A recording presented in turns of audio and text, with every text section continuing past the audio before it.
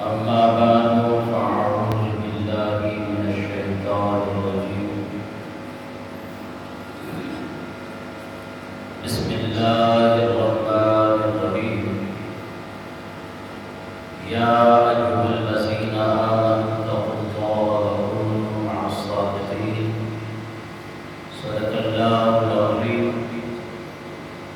إن الله وملائكته يصلون على النبي يا أيها الذين آمنوا صلوا عليه وسلموا تسليما محبت کے ساتھ درود شریف صلی اللہ علیہ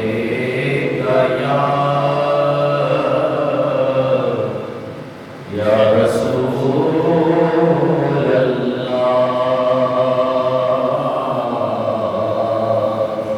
وسلم علیک یا حبیب اللہ صلی اللہ علیک یا رسول اللہ وسلم علیک یا حبیب اللہ زندگی تیرے کفے پا کی ادا لگتی ہے سبحان اللہ چاندنی تیرے اجالوں کی ضیا لگتی ہے آنکھ اٹھی تو نظر آئی قطار رحمت کی آنکھ اٹھی تو نظر آئی قطار رحمت کی آج لہرائی ہوئی زلف دوتا لگتی ہے آج لہرائی ہوئی زلف دوتا لگتی ہے پہنچے جنت میں تو سبے اہل نظر کہنے لگے پہنچے جنت میں تو سبے اہل نظر کہنے لگے ہم نہ کہتے تھے کہ طیبہ کی فضا لگتی ہے ہم نہ کہتے تھے کہ طیبہ کی فضا لگتی ہے حمد و صلات کے بعد انتہائی واجب احترام بزرگوں دوستوں اور بھائیوں بندہ ناچیز نے قرآن مجید فرقان حمید کے 11واں پارہ سورہ توبہ آیت نمبر 119 آپ احباب کے سامنے تلاوت کرنے کا شرف حاصل کیا دعا ہے کہ خالق کائنات مجھ گناہگاروں سے آگار کو حق کہنے اس کے بعد مجھے اور آپ کو حق بات عمل کرنے کی توفیق عطا فرمائے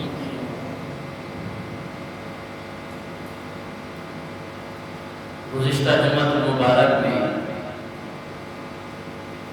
آپ احباب کے سامنے خوف الہی خشیت الہی کے عنوان پر گفتگو ہو رہی تھی عزیزان محترم عصر حاضر کے دیگر فسادات ایمانی میں سے سب سے زیادہ قابل افسوس بات مسلمانوں میں خوف الہی کی عدم موجودگی ہے جیسے کہ مسلمانوں میں دیگر فسادات پائے جاتے ہیں ان میں افسوس بات یہی ہے کہ مسلمانوں کے اندر خوف الہی کی عدم موجودگی ہے۔ یہ حقیقت ہے کہ ہم لوگ خوف الہی کے تصور اور خشیت کی کیفیت سے قطعاً عاری ہو چکے ہیں۔ اگر ہم حضور اکرم صلی اللہ تعالی علیہ وسلم کی سیرت طیبہ اور ان کے شب و روز کے معمولات دیکھیں اور کتب حدیث اور سیر کے حوالے سے آپ صلی اللہ تعالی علیہ وسلم کی عبادات اور طاعت کی کیفیت کا اگر مطالعہ کریں تو ہمارے رونگٹے کھڑے ہو جاتے ہیں۔ آقا جہاں صلی اللہ تعالی علیہ وسلم جنہیں اللہ تبارک و تعالی نے ہر گناہ معصیت سے کلیتاً معصوم پیدا فرمایا۔ ہر نبی، کوئی بھی نبی ہو، وہ ہر گناہ، ہر معصیت سے کلیتاً معصوم ہوتا ہے۔ وہ گناہوں سے پاک ہے، تصور بھی نہیں کر سکتے آپ کہ کوئی نبی گناہ گار ہو سکتا ہے۔ یہ ہمارا ایمان اور عقیدہ ہے۔ تو جب اللہ تبارک و تعالی نے حضور نبی کریم صلی اللہ تعالی علیہ وسلم کو ہر گناہ و معصیت سے کلیتاً معصوم پیدا فرمایا، باوجود اس کے کہ ان کی حیات مقدسہ میں خوف الہی کا یہ عالم تھا کہ حضرت عائشہ صدیقہ رضی اللہ تعالی عنہا فرماتی ہیں کہ جب اذان کا وقت آ جاتا اور نماز کا وقت قریب آنے لگتا تو حضور نبی کریم صلی اللہ تعالی علیہ وسلم کا چہرہ پاک کا رنگ متغیر ہو جاتا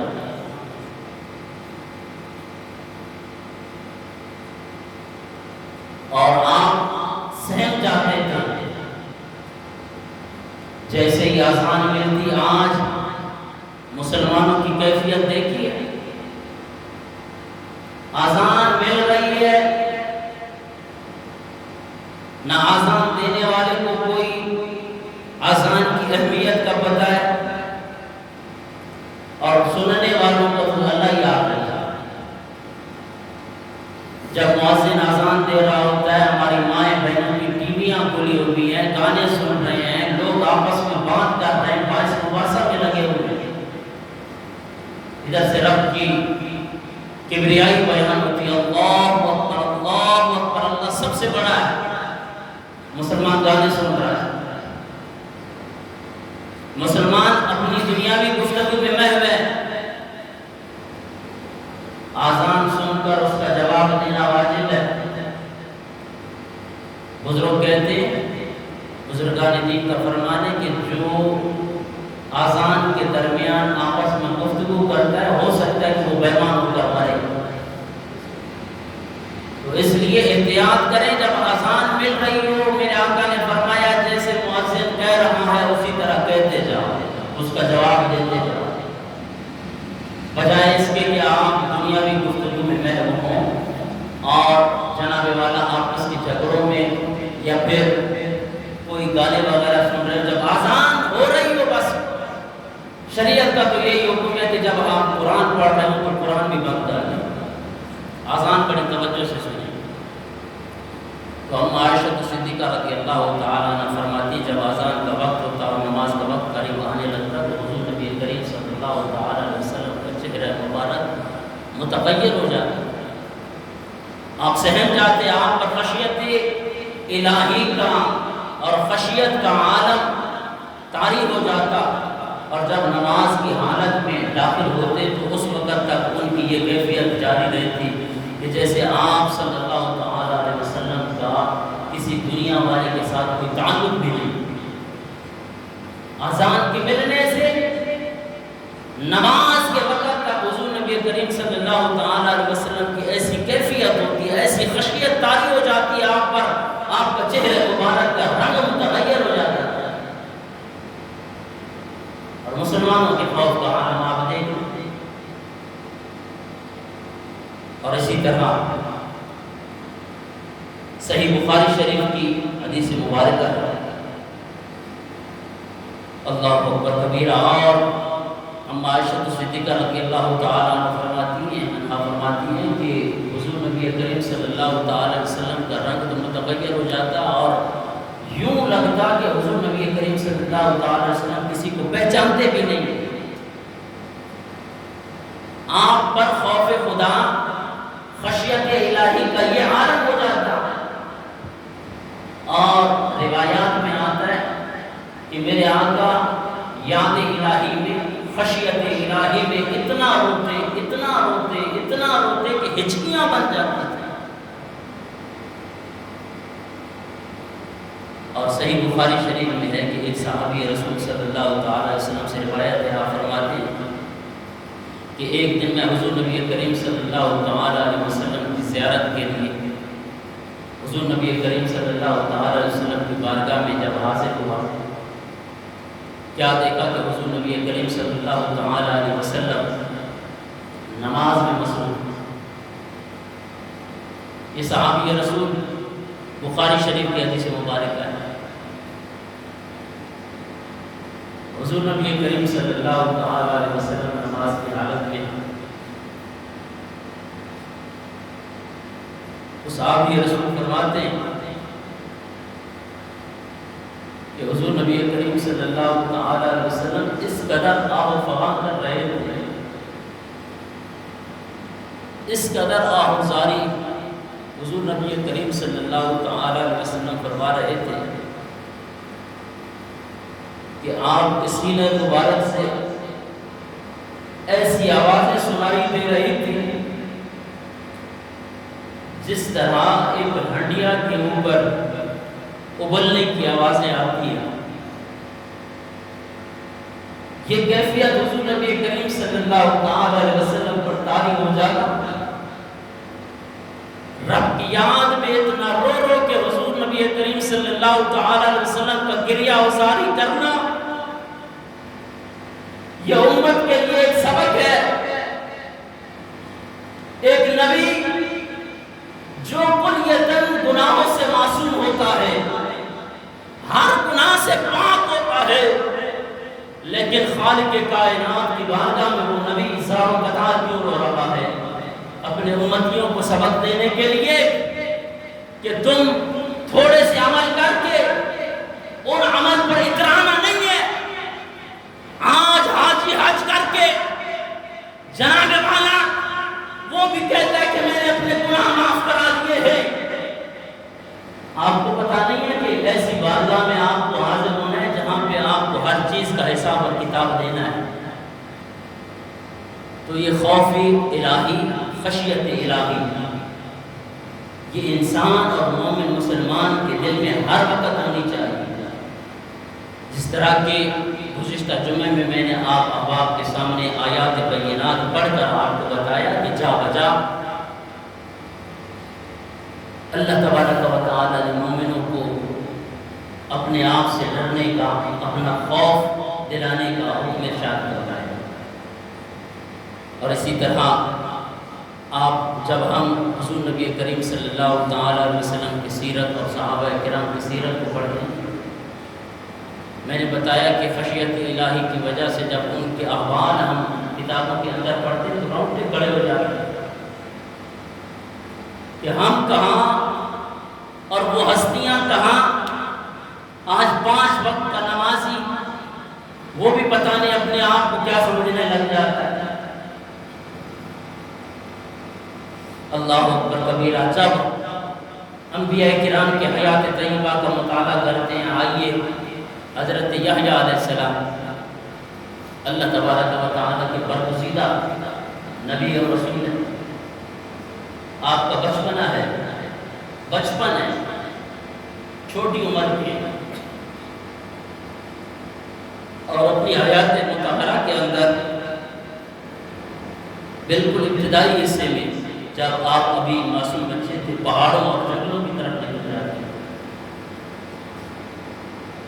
اور یاد الہی میں اتنا روتے جو بھی آپ کو دیکھتا نا اس پر بھی یہی کیفیت طاری ہو جاتی ہے.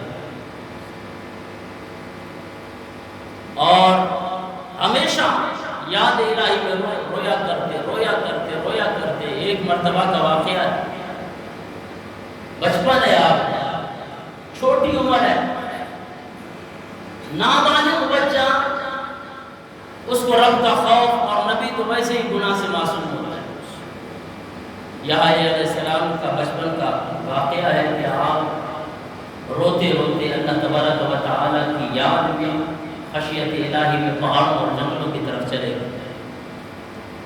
3 راتوں تک حضرت یحییٰ علیہ السلام گھر نہ آتے، جنگلوں میں رہتے، زار و قطار ہوتے، مولا مجھے معاف کر دے، مولا مجھے معاف کر دے، مولا مجھے معاف کر دے. 3 روز ہو گئے، ماں کی ممتا تڑپ رہی ہے. حضرت یحییٰ علیہ السلام کی والدہ ماجدہ علاقے کی در و دیوار، کوئی علاقہ، کوئی قصبہ، کوئی جگہ نہیں چھوڑی.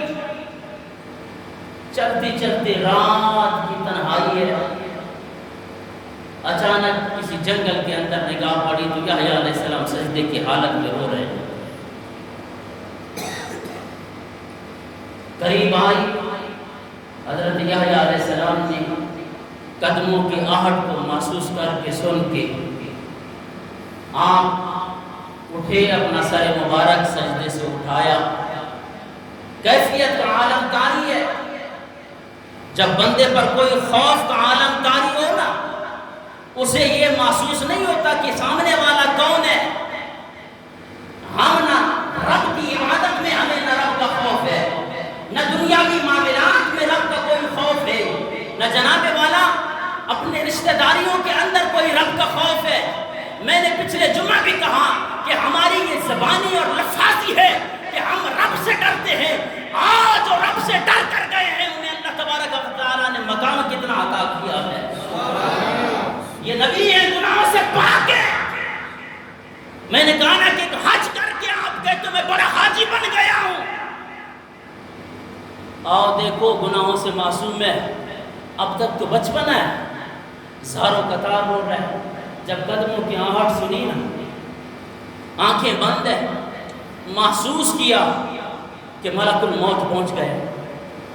زار و قطار رو کر، ہاتھ باندھ کر عرض کرنے لگے کہ ملک الموت مجھے تھوڑی سی مہلت دے دے، میری والدہ بڑی پریشان ہوگی.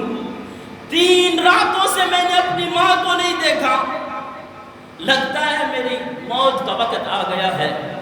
حضرت یحییٰ علیہ السلام رو رو کے ملک الموت سے عرض کر رہے ہیں. ان کے خیال میں، کیونکہ انہیں ہمیشہ یہ وقت اور جناب والا یہ خوف رہتا کہ موت آنی ہے، اب موت آ گئی ہے.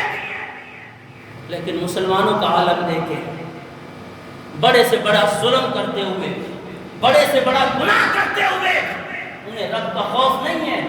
مانا کہ اگر دنیا کے اندر اس طرح کی بے غیرتی کر رہے ہو اور اپنے آپ کو عزت دار سمجھ رہے ہو، لیکن رب کی بارگاہ سے ڈرو، رب کی بارگاہ سے ڈرو. ایک نہ ایک دن اس کی بارگاہ میں مجھے اور آپ کو اس کے حضور میں جناب والا حاضر ہونا ہے، وہاں پہ حساب دینا ہے. وہاں بتائیے گا کہ آپ نے دنیا کے اوپر، دنیا والوں کے اوپر کون کون سے ظلم کیے ہیں. حضرت یحییٰ علیہ السلام جب اس طرح روئے نا تو ماں کی ممتا تڑپ اٹھی. بیٹا میں ماں ہی ہوں، میرے لیے رو رہے. بس آنکھ کھلی تو حضرت یحییٰ علیہ السلام کی والدہ ماجدہ پوچھنے لگی، بیٹا آپ تو معصوم بچے ہو، اتنا کیوں رویا کرتے؟ اللہ اکبر کبیرہ. حضرت یحییٰ علیہ السلام نے جواب دیا، امی جان معاشر کے میدان میں اگر اللہ تبارک و تعالیٰ نے مجھے یہ کہہ دیا کہ تو میرا نافرمان ہے، تو گناہ گار ہے، میں نے تیرے لیے جہنم مقرر کر دی ہے، امی جان مجھے اس وقت کون چھڑائے گی؟ اللہ اکبر کبیرہ. والدہ کہنے لگی، بیٹا اس وقت تو میں بھی کچھ نہیں کر سکتا. حضرت یحییٰ علیہ السلام نے فرمایا، امی جان جب آپ اس وقت مجھے جہنم سے نہیں بچا سکتی تو آج مجھے اللہ کی یاد میں رو تو لینے، آج رب کے خوف سے رو تو لینے، کیونکہ عزیزان محترم آقا الہی صلی اللہ تعالی علیہ وسلم نے ارشاد فرمایا، قال النبی صلی اللہ علیہ وسلم دمعۃ العاصی تطفی غضب الرب، رب کے غضب کو ٹھنڈا کرنے والی چیز صرف گناہگار کے آنسو ہیں۔ میرے آقا نے ارشاد فرمایا جب گناہگار کا آنسو بہتا ہے نا تو خالق کائنات کا غضب جو ہے وہ ٹھنڈا ہو جاتا ہے۔ قال النبی صلی اللہ علیہ وسلم دمعۃ العاصی، گناہگار کا آنسو، لیکن گناہگار اپنے گناہ کو گناہ سمجھ کے روئے تو صحیح، رب کی بارگاہ میں التجا کر کے دیکھے تو صحیح، لیکن آج انسان فرعون بن چکا ہے، انسان سمجھتا ہے مجھ سے پوچھنے والا کوئی نہیں ہے، بیچارہ تیری کوئی حیثیت نہیں ہے۔ جس نطفے سے انسان پیدا ہوا ہے اگر وہ اپنے اس نطفے پر غور کرے اس کو اپنی اصلیت کا پتہ چل جائے گا کہ انسان کس نطفے سے پیدا ہوا ہے، لیکن اگر انسان کو یہ مقام ملا ہے تو میرے آقا کی وجہ سے ملا۔ اللہ اکبر کبیرہ، رب کی آنکھ میں رونے والی آنکھ، اس کا مقام کیا ہوتا ہے۔ اور میں نے کہا جب ہمارے دلوں میں خوف خدا نہ ہو، ہمارے دلوں میں خشیت الہی نہ ہو تو پھر ہر گناہ ہو سکتا ہے۔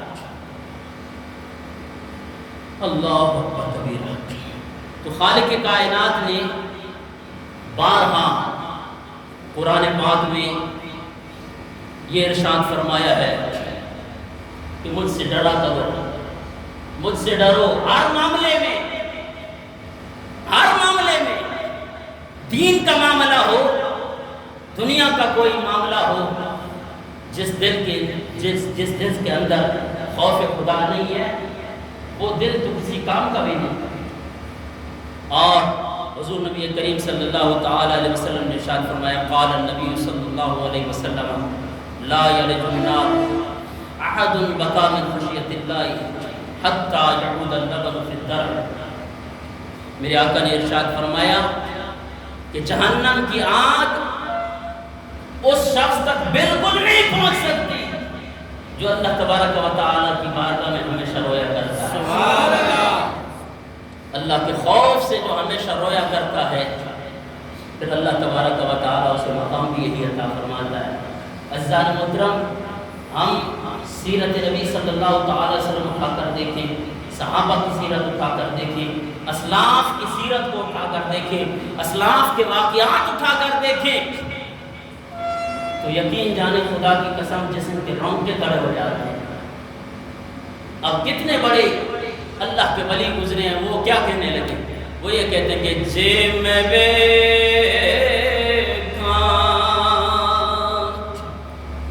عملہ والے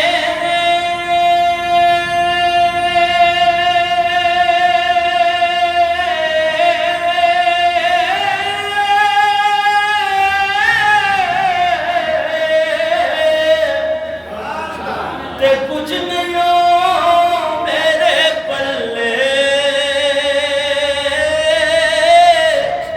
جے میں ویکھاں رحمت رب دی، پھر بلے بلے بلے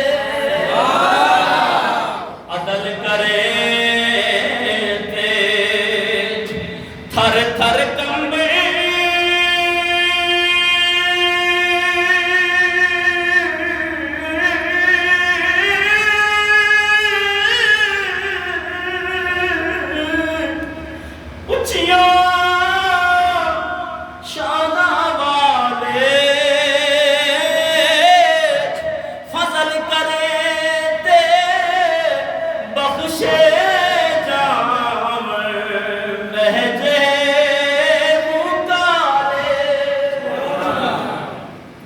بڑی ہستیاں۔ آج انسان رب کو تو کسی حصے میں لاتا بھی نہیں ہے، بزرگوں کی زندگی کو پڑھ کر دیکھیں، آپ کیا سمجھتے ہیں یہ گناہگار تھے؟ نبی جو گناہوں سے معصوم ہے وہ کیوں رو رہا ہے؟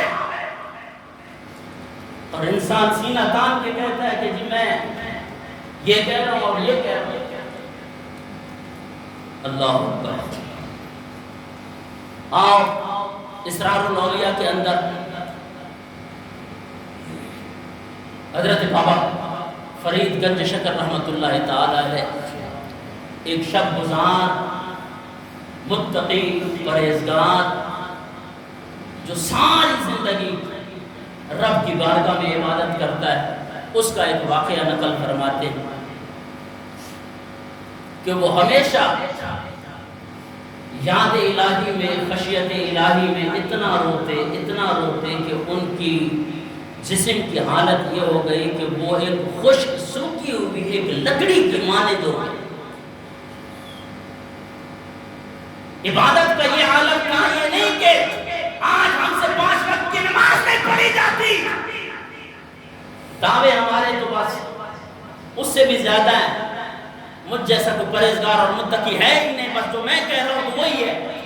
نہیں، آپ فرماتے ہیں اسرار الاولیاء کے اندر کہ ساری زندگی عبادت کرتے رہے رب کی یاد میں، رو رو کر اس کی حالت یہ بن گئی کہ خشک سوکھی ہوئی لکڑی کی مانند اس کا جسم ہو گیا۔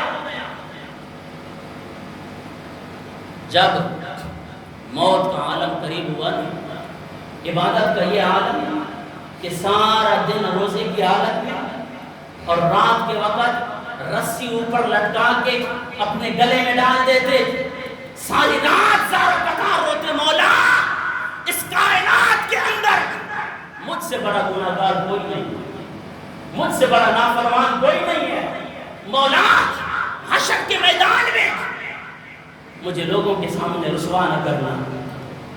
اب اتنی عبادت گزار، اتنا پرہیزگار، اتنا متقی جو ساری رات کھڑے ہو کر رب کی عبادت میں مشغول ہو، جب اس نے دیکھا کہ اب موت کا عالم قریب ہے نا، ماں کو بلا لیا، امی جان 3 درخواستیں کرتا ہوں، خدا را ان درخواستوں پر عمل کیجئے گا۔ مسلمانوں بڑی توجہ کے ساتھ اپنے اعمال کا بھی محاسبہ کریں۔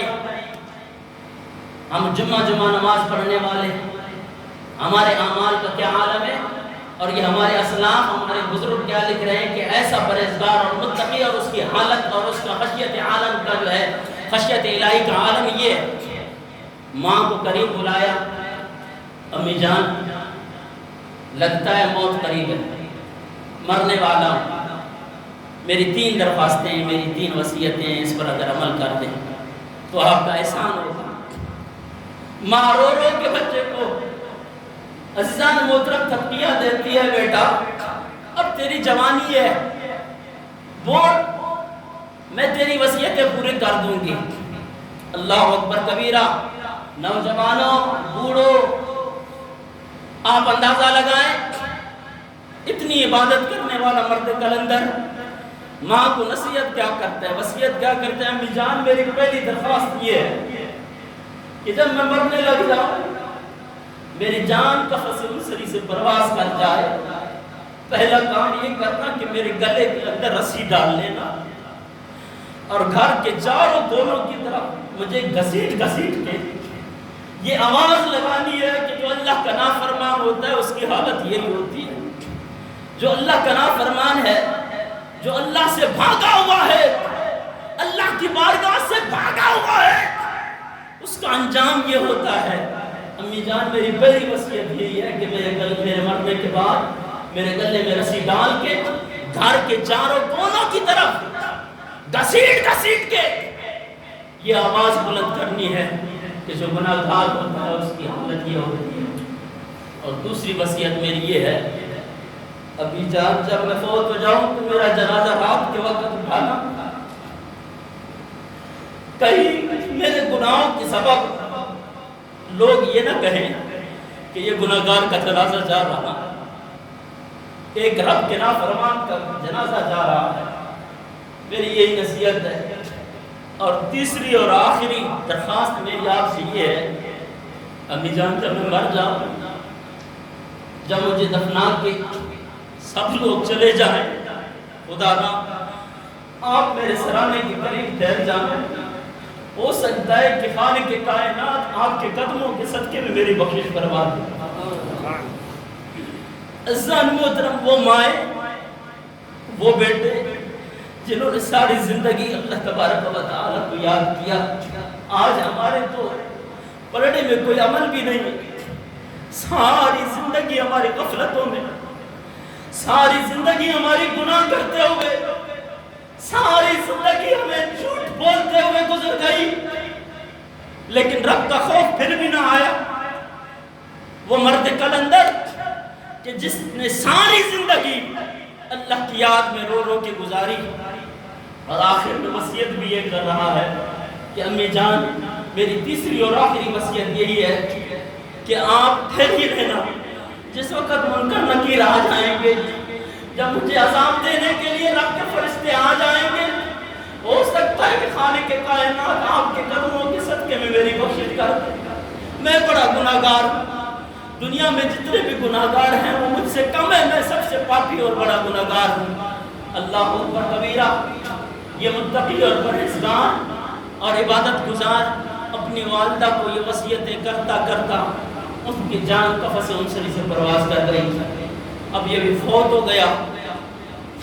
ماں نے بدلے ناخواستہ نہ چاہتے ہوئے بھی دیکھا کہ اس بیٹے نے مجھے اتنی بڑی حسرت کے ساتھ یہ وصیتیں کی ہے۔ اللہ اکبر کبیرہ۔ رسی اٹھائی کہ اپنے بیٹے کی پہلی درخواست اس پر عمل کروں اور اپنے بیٹے کے گلے کے اندر یہ رسی ڈال کے دھار کے کونے چاروں کونے کی طرف گھسیٹوں۔ اللہ اکبر کبیرہ۔ رسی ڈالنے والے ہی تھی، عاطف تائی سے آواز آئی، وہ بندہ مومنہ تو کیا سمجھتی ہے یہ کوئی گناہگار ہے؟ ہم تو اس سے بہت بڑا پیار کرتے ہیں۔ دیکھ کہ آج فرشتے بھی اس کی موت پہ رشک کر رہے ہیں، اور آج فرشتے اس انتظار میں ہیں کہ اس مرد کلندر کی روح کو پاکیزہ چیزوں کے ساتھ لے کر بڑے جشن کے ساتھ لے جائے، کیونکہ ساری زندگی اس نے یاد الہی میں گزاری ہے۔ اے بندہ مومنہ تو کیا سمجھتی ہے یہ کوئی گناہگار ہے؟ نہیں، اس کائنات کے اندر سب سے زیادہ پیارا یہی شخص تو مجھے تھا۔ اللہ اکبر کبیرہ۔ عزیزان محترم، ہم اگر کتب تفاسیر اٹھا کر دیکھیں، کتب سیر اٹھا کر دیکھیں، حضور کی احادیث اٹھا کر دیکھیں، حضور کے اپنے اعمال اٹھا کر دیکھیں، صحابہ کے اپنے اعمال اٹھا کر دیکھیں، خدا کی قسم آپ ان واقعات کو پڑھ کر آپ کے رونگٹے کھڑے ہو جائیں گے کہ ان کا کیا عالم تھا اور آج ہمارا کیا عالم ہے۔ ہم ہر جگہ پہ کوئی دین کا معاملہ ہو، دنیا کا معاملہ ہو، رب کو تو کچھ سمجھتے نہیں۔ خدا را میری آپ سے التجا ہے، کوئی بھی معاملہ ہو، خواہ وہ مسجد کا معاملہ ہو، خواہ وہ گھر کا معاملہ ہو، خواہ وہ آپ کے بیٹوں کا معاملہ ہو، رب کے خوف کو سامنے رکھ کر عزیزان محترم بات کیا کریں، خدا سے ڈریں۔ رب کی لاٹھی بڑی بے آواز ہے۔ آج یہ میں واضح الفاظ میں کہہ رہا ہوں، ان قریب مجھے کچھ کہنا پڑا، میں آپ کے سامنے کہوں گا کہ رب سے ڈریں۔ بس میں اتنا کہہ رہا ہوں کہ رب کا خوف کریں۔